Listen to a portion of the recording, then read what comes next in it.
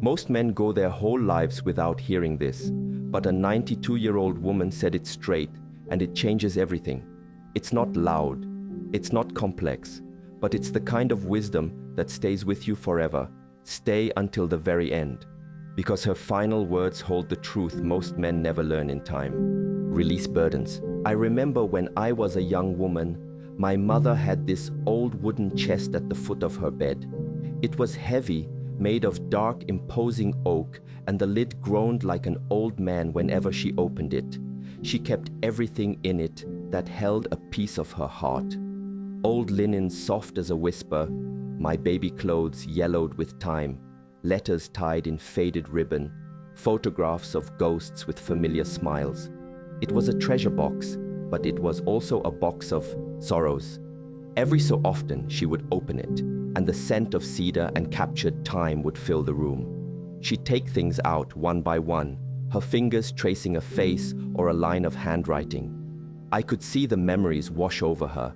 Sometimes she would smile, a fleeting, watery light in her eyes, but more often, a quiet shadow would cross her features, a tightening around her mouth. And when she closed the lid, it was with a heavy sigh, as if she were putting all that weight back, not just in the box, but deep inside herself. For years, I watched her perform this ritual of remembrance and regret. I think we all have a chest like that. For most of us, it isn't made of oak. We carry it inside our own minds. It's filled with worries, regrets, and slights collected over a lifetime. The worry from last year about the money, the deep furrow it carved in your brow for months, the worry from a decade ago about a child's uncertain path, the nights you spent staring at the ceiling, the worry from your own childhood about not being good enough, a tiny sharp stone you've kept in your pocket for so long, you've forgotten it's even there. We collect them like souvenirs from painful places. At first, it's just a small pebble. You barely notice its presence, but then you add another and another. Soon your pockets are heavy and they pull at the seams of your joy. Before you know it, you're carrying a sack of them on your back, and you can't remember what it feels like to stand up straight and take a deep, easy breath anymore. This is the weight that ages you more than time ever could. It's the slow internal acid that eats away at your peace from the inside out. We are taught to believe that this is responsible. We think we need to hold on to these things, as if worrying is a productive act, as if by turning a problem over and over in our minds, like a smooth dark stone in our palm, we can somehow erode it into nothing. We think the act of worrying is a form of love, of care, of vigilance. But let me ask you, my dear, how many of your deepest anxieties were ever solved by the act of worrying itself? Did your frantic mental accounting pay the bill? Did your spiraling fear heal the sickness? Did your endless replaying of a painful conversation mend the broken heart? No. Action solves things. Acceptance solves things. But worry is a thief in the night. It steals your precious sleep, leaving you tired and frail for the challenges of the day ahead. It steals the taste of your food, making every meal a joyless chore instead of a simple pleasure. It steals the beauty of a sunset because your eyes are turned inward, staring at the gray landscape of your fears. It steals the laughter from your children's voices because you are too busy listening to the whispers of what might go wrong. It digs lines into your face that have nothing to do with smiles or wisdom, and everything to do with a tension that never quite leaves your jaw, your shoulders, your soul. Your body, you see, it keeps a perfect, honest score. It knows, it feels the burden you are forcing it to carry, and it will cry out in its own language, through headaches and stomach pains, and a bone-deep weariness that a week of sleep can't seem to fix. Letting go is not a single grand act of heroism. You don't just wake up one morning, throw open the windows, and declare yourself free of all burdens forever. I wish it were that simple. No, my friend, it is a small daily practice. It is as humble and necessary as sweeping the front porch. You don't sweep it once and expect it to stay. Clean for a lifetime. The wind blows, the dust settles again, the leaves drift down. Every morning or every few days, you must pick up the broom and gently, patiently sweep it clean. In the same way, every day, you must tend to the porch of your own mind. You wake up and you feel that old familiar knot of anxiety in your stomach. That is the dust settling, and you must look at it, acknowledge it without judgment, and then gently sweep it away. You say, "I see you, old friend, but you are from yesterday. You are the shadow of a problem that has passed, or one that has not yet arrived. You have no power here today." I remember a harsh winter when I was in my 40s. The frost was deep, and a damp chill had crept into the root cellar where we kept our potatoes and apples. Every single night, I would lie awake, my body rigid, my mind racing. I'd imagine the rot spreading, the sweet smell of decay, the loss of a winter's worth of food, the hard, hungry times that would surely follow. I lived through 100 terrible scenarios in the dark. My husband, a simple and wise man, would sleep soundly beside me, his breath slow and even. One night, I couldn't bear it anymore. I finally shook him awake. "How can you sleep?" I asked him, my voice a tight whisper of fear. "Aren't you worried sick?" He opened his eyes, and in the sliver of moonlight from the window, I could see his calm, untroubled face. He reached out and took my tense hand. He said, "My love, our worrying will not make the barn any warmer. It will not stop the frost. Let us sleep now. If there is work to be done tomorrow, we will need our strength." It was so simple, so maddeningly obvious, but it struck me like a bell. It was a turning point. My worry was not a protective shield. It was not a tool. It was just a thief, stealing my rest, my peace, and my strength for a battle that might never even come. And you know what? The crops were mostly fine. We lost a few bushels to the damp, as we often did. But the great catastrophe I had spent weeks living through in my mind, it never happened.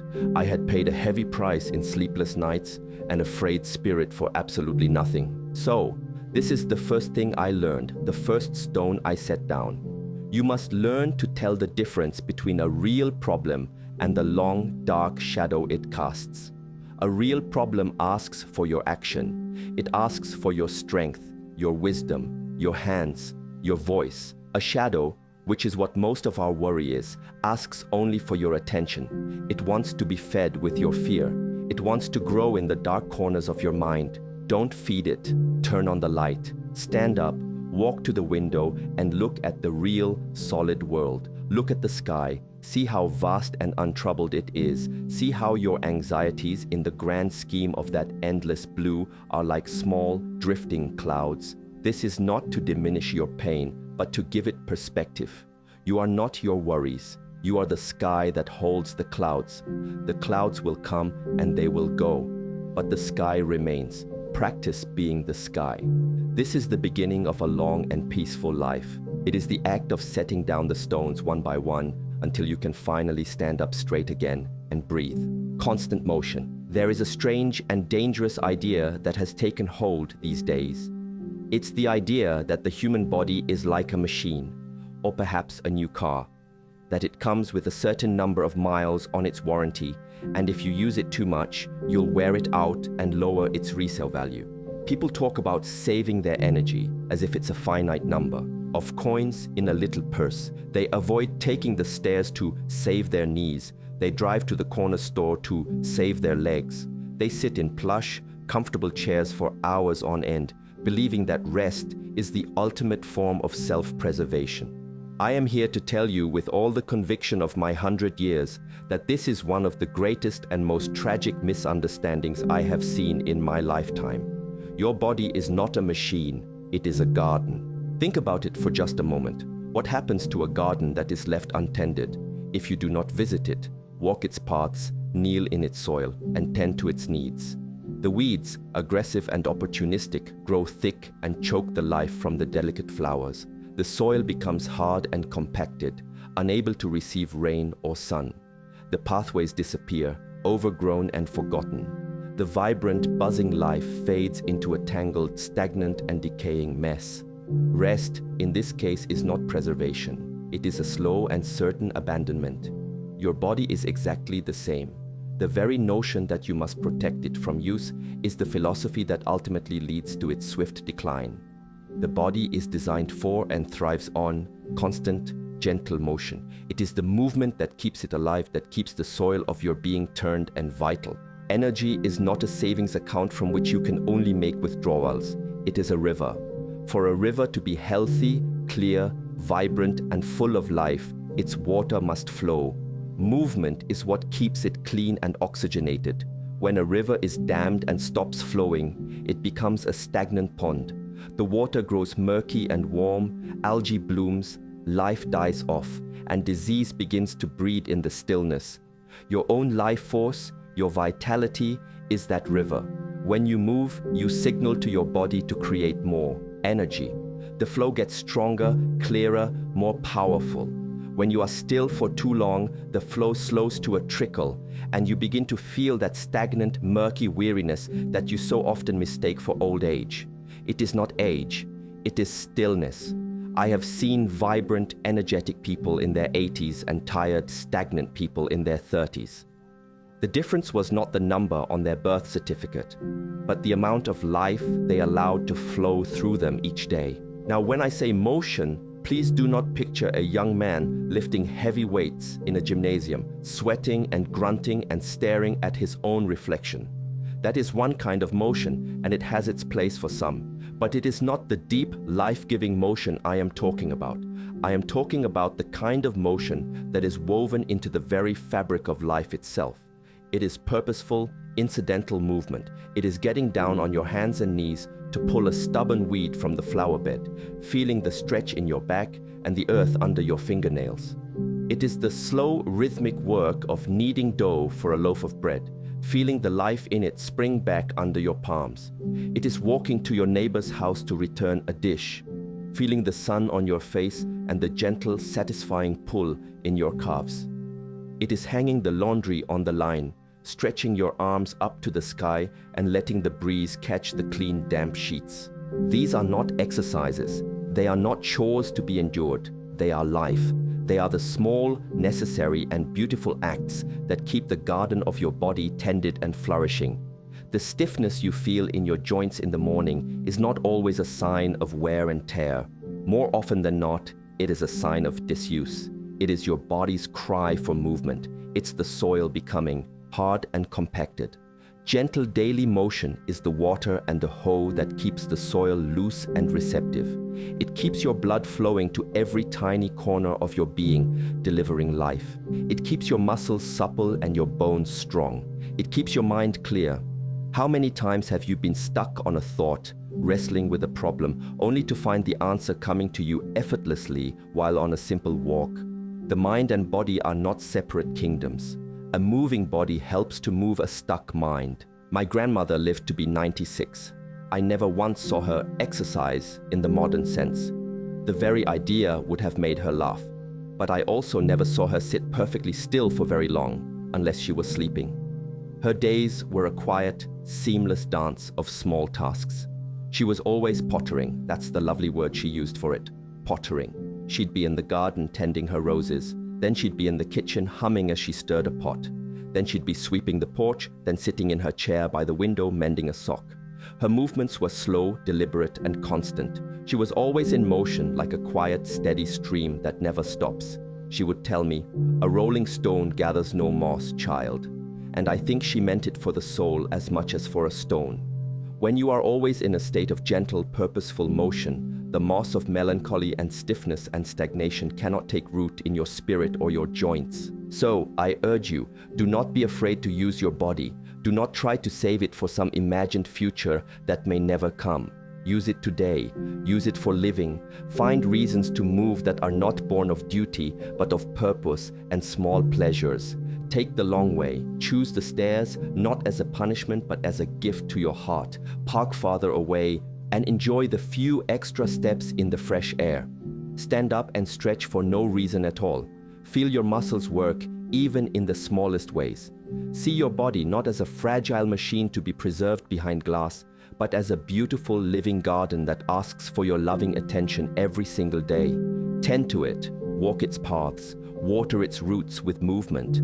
The life you cultivate there will be a long one, and it will be vibrant and full of blossoms until the very last season. That is a promise. Serve others. There is a particular kind of cold that has nothing to do with winter or a poorly heated room. It's a chill that settles deep in your bones, a profound loneliness that can make a sun-drenched afternoon feel dim and empty. I believe this feeling, this deep, gnawing ache of being alone and adrift in the world, is one of the most potent and overlooked sicknesses of our time. We talk endlessly about diets and exercise for the body, but we so often forget to talk about the fundamental nourishment needed for the human spirit. And the most powerful, life-sustaining nourishment I have ever found is the simple, profound feeling of being needed. A person, man or woman, young or old, needs a purpose that lives and breathes outside of his or her own skin. In my youth, and for most of my life, this was simply a given. It wasn't something you thought about or sought out. It was the very water you swam in, the air you breathed. Your purpose was inextricably woven into the community around you. You were needed by your family to put food on the table, to mend the clothes, to rock the crying baby, to care for the frail and the old. You were needed by your neighbors to help with a harvest, to watch a child for an hour, to lend a cup of sugar or a strong back for a heavy lift. There was an unspoken, living ecosystem of need and service, a constant give and take that bound people together with threads of obligation and gratitude. This bond was a powerful medicine. It gave you a reason to get out of bed in the morning, even when your own heart was heavy. It pulled you out of the small, dark room of your own head and into the wider, sunnier world of other people's lives. Today, I see so many people who are adrift. They have worked hard, perhaps they have raised their families, and now they find themselves in a quiet house with too much time on their hands. They are told to relax, to travel, to enjoy their retirement, to finally focus on themselves. And while a bit of rest is a fine and necessary thing, a life focused only on the self can become a very small, very cold, and very lonely place. The self is a hungry ghost. It is never satisfied for long. It will always find a new ache to nurse, a new worry to magnify, a new slight to replay over and over. But when your focus is on serving another, something truly magical happens. Your own troubles, which seemed so monumental, begin to shrink. Your own pains and aches seem less important. In the act of offering comfort, you find comfort yourself. In the act of providing strength to another, you discover your own. I remember a time in my life after my husband had passed on. The silence in the house was a physical presence. It was deafening. The days stretched out before me, long and shapeless and empty. I fell into a deep, quiet sadness. I had no appetite. I had no energy. I felt the weeds beginning to grow in my own garden. My purpose, I thought, was over. My children were grown and had their own busy lives. I felt unneeded. And it was this feeling, even more than the grief itself, that was hollowing me out from the inside.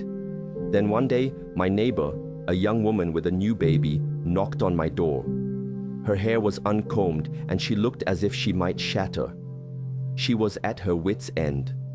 The baby wouldn't stop crying. She hadn't slept in what felt like weeks, and she looked as frail as a leaf in autumn.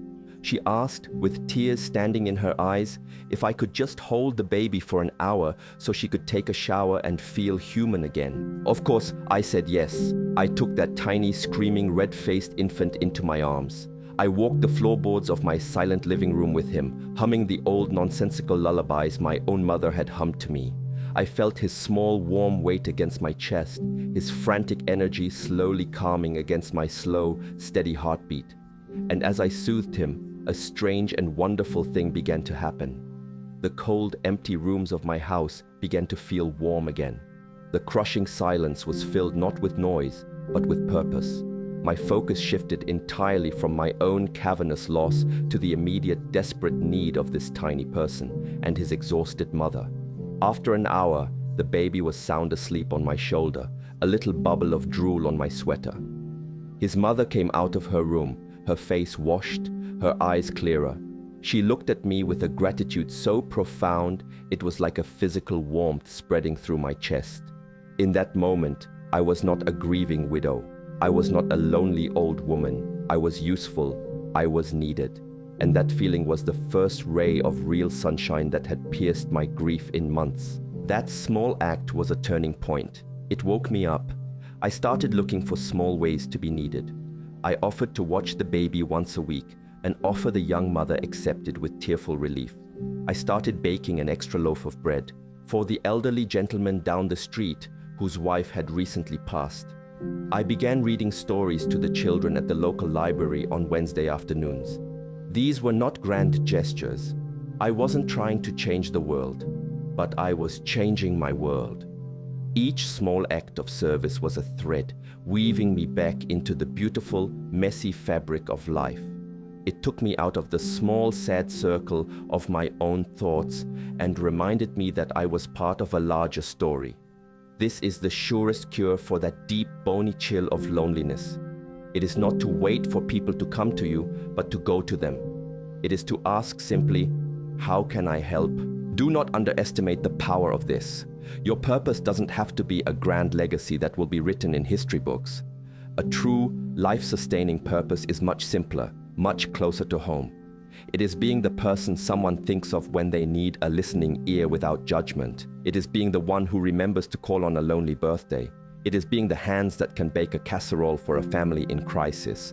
Find a way to be of service, no matter how small. A life of service is, by its very nature, a life of connection. And a life of connection is a long, healthy, and meaningful life. It is the surest way to keep your own heart beating strong and warm. Eat simply. If you were to walk into my kitchen, you would likely be very underwhelmed. There are no fancy gadgets with blinking lights and complicated settings. There are no shelves lined with exotic powders or potions promising eternal youth and boundless energy. You will not find foods with names I cannot pronounce, shipped from halfway across the world in plastic packages. My pantry is a simple, honest place. It holds flour, sugar, salt. It has bags of dried beans and lentils, jars of tomatoes I put up last summer, potatoes and onions resting in a cool, dark bin. My refrigerator is much the same. Eggs, milk, butter, some cheese, and whatever vegetables are in season from the local farm stand. It is, I suppose, what you would call old-fashioned, but to me, it is just food. In my lifetime, I have watched the simple act of eating become one of the most complicated, stressful, and anxiety-ridden parts of modern life. There are 1,000 different diets, each one loudly claiming to be the one true path to health. One year, fat is the villain that will clog your arteries. The next, it is carbohydrates that will make you sick and tired.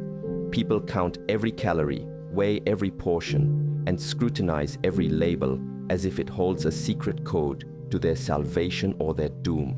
Food, which should be one of life's simplest and most profound pleasures, has become a source of stress, confusion, and guilt. It has become a form of entertainment, a status symbol, a science experiment. And I believe this endless complication is a great and tragic distraction from a very simple truth. The single most important piece of wisdom I can offer you about food is this: eat real food. It is that simple and that profound. What is real food? It's the food your great-grandmother would recognize without a moment's hesitation. It is food that grew in the ground, on a tree, or came from an animal. It is an apple, not a fruit-flavored snack bar engineered in a lab. It is a potato, not a bag of potato-flavored crisps made with a dozen chemicals. It is a piece of chicken, not a highly processed nugget of chicken-like substance. For most of human history, this was all there was. There was no choice to be made between the real thing and the factory's clever imitation. And our bodies, over thousands and thousands of years, evolved to thrive on these simple natural things. Our bodies know this food. They don't know what to do with the imposters. We have forgotten how to listen to our own bodies. Your body is infinitely wiser than any diet book or nutritional guru. It speaks a very clear, very simple language if only you would quiet the noise long enough to hear it. It tells you when it is hungry. It tells you when it is full. It tells you what it craves, and if you listen closely, it's rarely craving a fluorescent-colored drink or a bag of artificial chemicals. It craves nourishment. It craves iron or vitamin C or simple grounding sustenance. The problem is that we have stopped listening. We eat because the clock on the wall says it's lunchtime. We eat because we are bored or sad or stressed. We eat because we are watching television and our hands feel empty.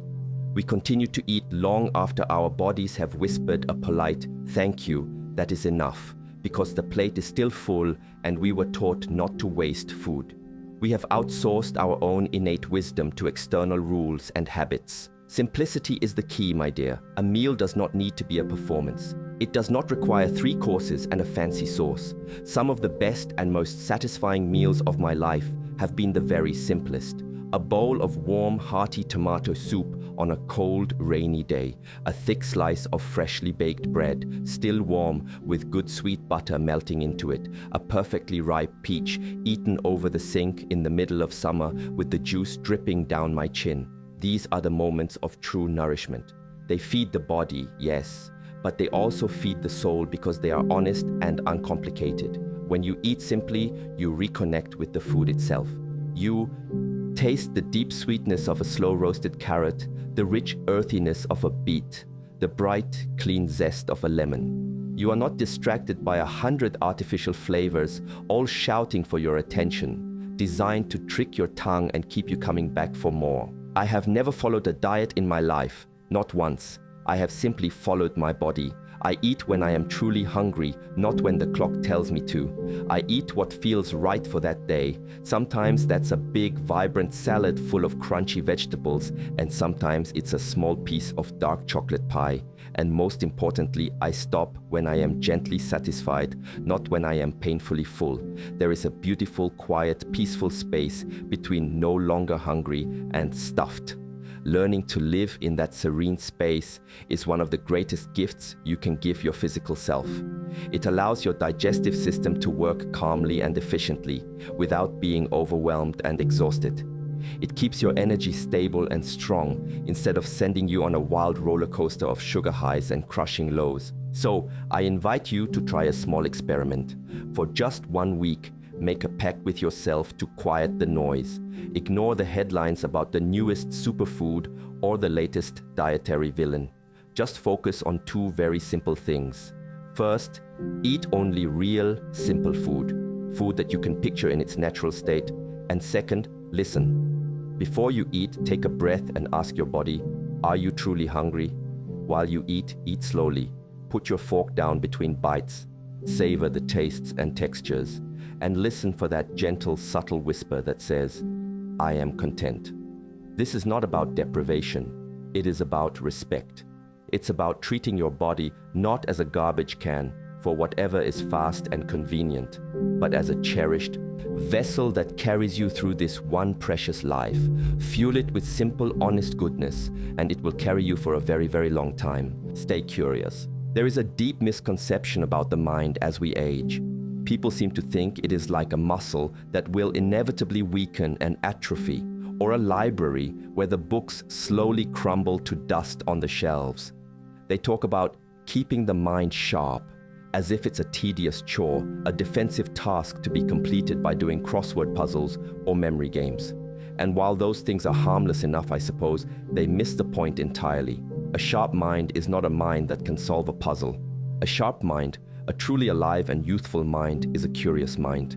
The most profound and tragic thing that can happen to a person is not that their body grows old, but that their mind closes for business. Curiosity is the engine of life itself. It is the invisible force that pushes a tiny seed to break through the hard soil to see what the sun feels like. It is the bright spark in a child's eye when they ask why for the 100th time.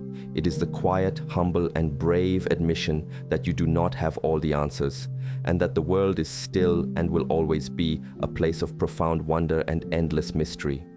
When you lose your curiosity, you have, in a very real sense, stopped living. You have decided that you know all you need to know, that the world is a fixed and finished place, and that your education is complete. An old body housing a young, curious mind will outlast and outlive a young body with a closed one every single time. The body may grow frail, but a curious mind keeps the light on inside, bright and welcoming. So, what does it truly mean to be curious? It is not about formal education or accumulating an impressive pile of facts. It is a way of being in the world. It is choosing to learn the name of the particular bird that sings outside your window every morning. It is asking a young person to explain the music they love, not with judgment or dismissal, but with a genuine open desire to understand their world. It is picking up a book about a country you will never visit or a subject you know nothing about, simply for the sheer joy of seeing the world through another's eyes for a little while. It is the willingness to be a student, always a student of life. When you are truly curious, you are never bored. The world is a constant and endless source of fascination. I have seen it happen to so many people I have known over the decades. They reach a certain age and they begin to quietly shut the doors and windows of their minds. They become convinced that their way is the right way, that the old days were unequivocally better, and that there is nothing new under the sun worth their time or attention. Their world shrinks until it is only the size of their own well-worn opinions. Their conversations become repetitive, circling the same old stories, the same old complaints, the same old certainties. They are not old because of the number of their years. They are old because they have stopped taking in new information. They have sealed themselves off from the life-giving, invigorating flow of new ideas and new perspectives. Their minds have become like a stagnant pond, while a curious mind is a flowing river, always moving, always fresh, always going somewhere new.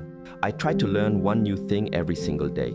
It is a small, quiet promise I make to myself each morning. Sometimes it is a big thing, from a book or a deep conversation. But more often than not, it is something very small. It is finally learning why the leaves change color in the fall, a fact I'd known my whole life, but never truly stopped to understand. It is watching a documentary about the deep sea and feeling a profound sense of awe at the strange, beautiful creatures that live in a world so different from my own. It is learning a new word or a funny new phrase from my great-grandchild. Each new piece of knowledge, no matter how tiny, is like opening a window in a stuffy room. It lets in fresh air and light. It keeps the mind from growing dusty and rigid. It reminds me that I am a very small part of a very large and magnificent universe. And that is a humbling and deeply joyful feeling. So, I implore you with all my heart, do not let your mind close. Fight the lazy, comfortable urge to believe you know it all. Greet the world each morning not with certainty, but with a question. Stay interested in other people, especially those who are different from you. Their experiences, their beliefs, their lives are a treasure you can unlock simply by asking and then truly listening. Read things you don't agree with. Watch things that challenge your perspective. Ask why and how and what if with the shameless wonder of a child. Because in many ways, the great secret to a long life is to protect the part of you that is still a child, the part that looks at the world with wide, curious eyes, still expecting to be surprised.